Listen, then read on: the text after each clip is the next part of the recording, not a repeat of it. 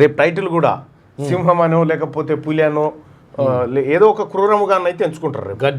గర్జించిన సింహం, నీళ్లు నమిలిన sit, పరారైన sit విలవిల.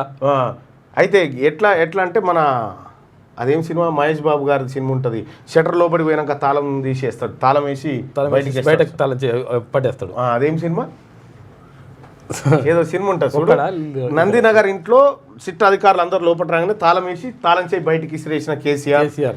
ఈ టైప్లో కొన్ని మనం రేపు చూడబోతూ ఉంటాం, రేపు పేపర్లలో కానీ ఇవాళ వార్తలలో కానీ చూడబోతూ ఉంటాం.